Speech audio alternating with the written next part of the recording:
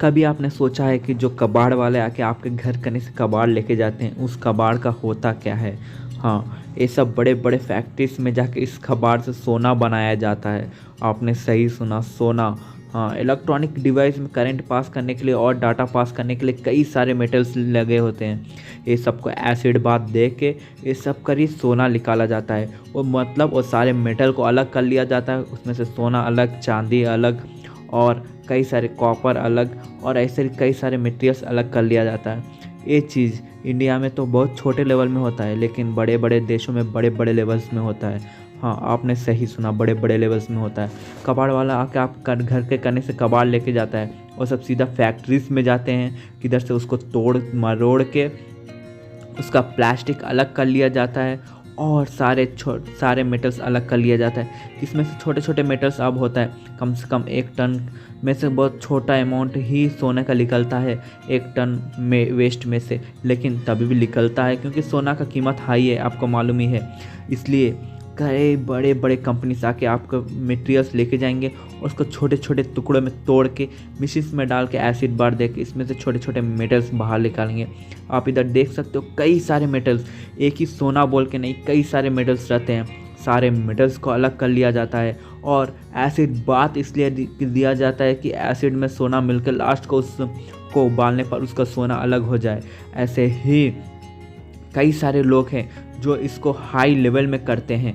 India में तो एक चीज़ हर एक आप छोटे रहे होंगे तो आप भी कभी ना कभी तो अपना कबाड़ बेचे ही होंगे।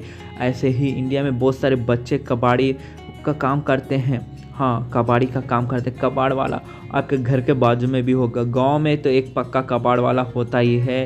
वो कबाड़ वाला क्या करता है सबका, ये सब के चीज़ में बहुत थोड़ा हार्मफुल भी है ये चीज़, क्योंकि कई बार इसको तोड़ते वक्त कई देशों में तो ग्लव्स पहन के करा जाता है। इंडिया में तो ऐसे ही हाथों से पकड़ो, तोड़ो मोड़ो और हाथ पर कट्स लग जाते हैं। और अगर इसको जलाए, हाँ आपने सही सुना, कई लोग इसके अंदर से मेटल्स निकालने के लिए वाइट्स को जलाते हैं। इसका पोल्यूशन हो के आपका ही हार्म होगा। हाँ, आपका अंदर से अंदर आप धीरे धीरे वो चीज़ अंदर बनते जाएगा तार, आपको मालूम है। इसके वजह से कई लोग का तो शरीर पैरालाइज भी हो जा सकता है।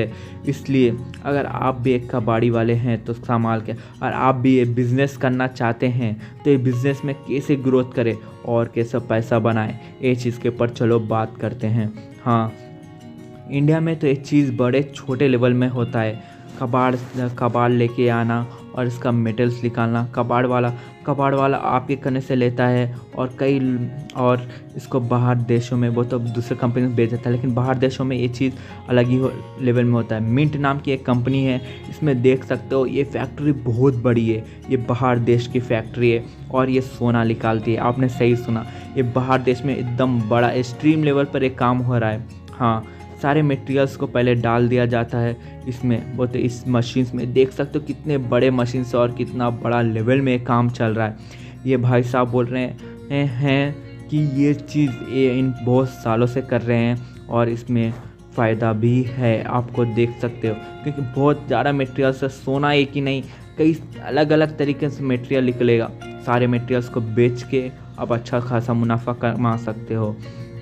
सारे मटेरियल्स को पहले छोटे छोटे में तोड़ के इसके बाद मशीन्स में डाल के और इसके अंदर से केमिकल्स मिला के और इसके अंदर से सोना निकाला जाता है। आपने सही सुना, ये पूरा चीज़ प्रोसेस होने में बहुत टाइम लगता है, लेकिन बहुत टाइम के बाद छोटा अमाउंट ऑफ सोना निकलता है, आपके हाथ में आता है।